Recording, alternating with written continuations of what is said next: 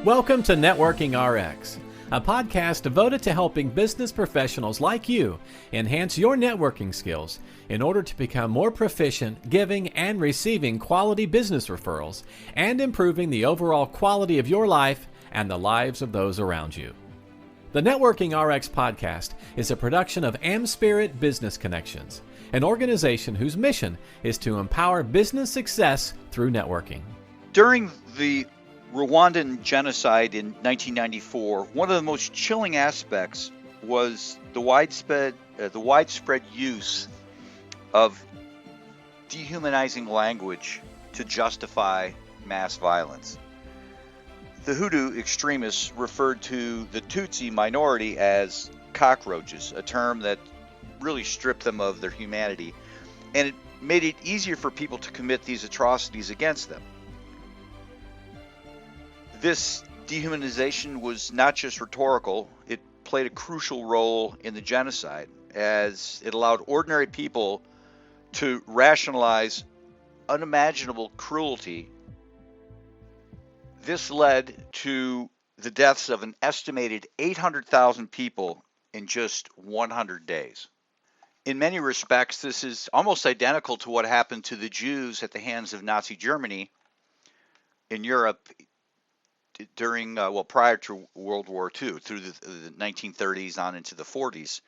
And there are other examples of dehumanization leading to really horrible things. Now, I get it. This is a podcast, generally a positive podcast, about relationships, but I think this dehumanization plays a role in how we conduct ourselves. And now, everyday dehumanization doesn't necessarily lead to violence, but it does impair us from our ability to develop relationships.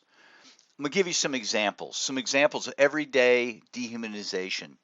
Certainly we see it in politics. We see it in politics today with people looking at those on the left or those on the right and making sweeping generalizations about them, about what sorts of people they are, intelligence, so on and so forth. And I won't get into either side. It doesn't matter.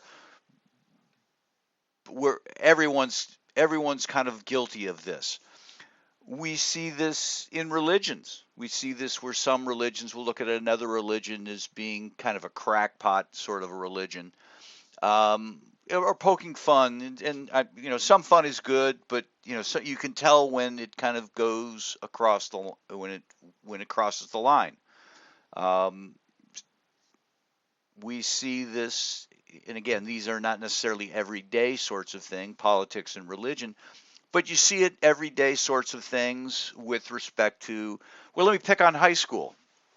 I went to Houghton High School, Houghton, Michigan, cross town, crossed the bridge. The bridge was a half mile long, so it wasn't that far, was Hancock High School. And I never really knew anybody from Hancock High School.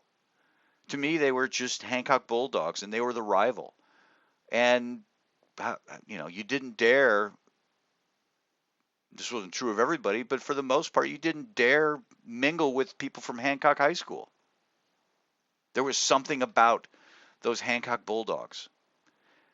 And then as time has gone on and I've gotten to meet and get to know those people, it's like, you know what? They're just people. They're just people. It played out in college too. I played football in college. I was, part of the football team, part of the football fraternity, part of the football community, if you will, and didn't necessarily take the time to get to know people who were in other fraternities or in other, were in dance or theater or stuff like that. While I was there, I didn't get to know them. And as time's gone on, I've had an opportunity to get to know those people. And it's like, wow, they're just normal people, just have different interests. And I lost opportunities. I lost opportunities to meet really wonderful people.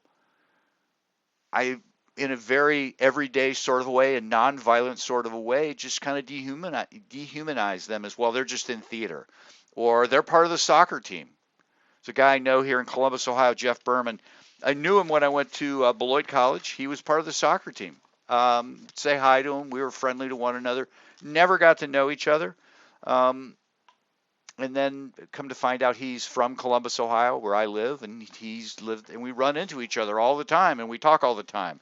He's really big into soccer. He's like Mr. Soccer here in the adult leagues in Columbus, and my kids know of him, and just a really super person. And I missed the opportunity of getting to know him in college. And the same thing played out when I was out in the working world, right? You work for a firm, and the other competitors, the other firms, it's like you don't dare go and meet the other competitors because, well, they're their competitors. Ooh, we got to hate them. And it never really played out like that, but they're just humans, and it's just so easy to dehumanize people. And again, in an everyday sort of a way, not a violent sort of a way, but we're still dehumanizing people, and you lose that potential. And the reality is that there's a tremendous amount of potential with those sorts of people. There's a study out there, came out in the early 70s, 1973. Well, the book came out in 73. It goes the book was titled How to Get a Job. And the book came about as a result of somebody's graduate work or PhD work relating to how people get jobs. And so they did a lot of research with respect to getting a job. And what they found is that the vast majority of people got their jobs from personal contacts. In other words, going to the paper, going to LinkedIn, trying to look for a job. Some people do that, but the vast majority, 80-90% of the people, got them from personal contacts, got them from reaching out to somebody they know. They did jobs that weren't even posted, and that's how they found their jobs. That was the vast majority of people that got it through networking. And most people, when I tell that story, when I talk about that study, are not surprised at all. That's not surprising at all that people would get their opportunities, get their career opportunities from people within their network. And it's not, and jobs aren't listed generally. And the people who get the jobs that are listed are getting them through personal contacts. Somebody had an in, if you will, right? But the surprising thing they reveal in the study is that when it came to personal contacts, most people didn't get their jobs from people that they knew really well. The husband didn't get the job from a connection the wife had.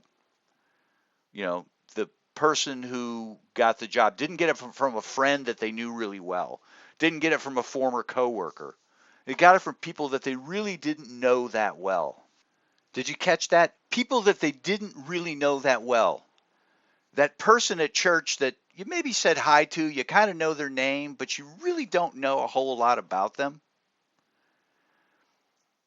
The person that lives 3 or 4 doors down in your apartment complex, the person who might live down on the end of the street, you probably know your neighbor somewhat well, and know the names of their kids, but you don't necessarily know the person way down at the end of the street.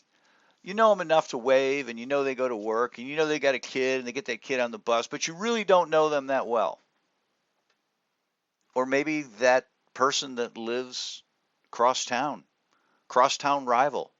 Somebody lives in another company, somebody in another fraternity.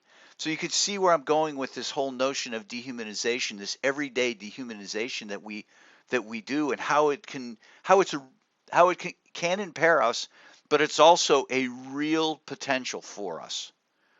If you're looking to really grow your network, those are the people to reach out to.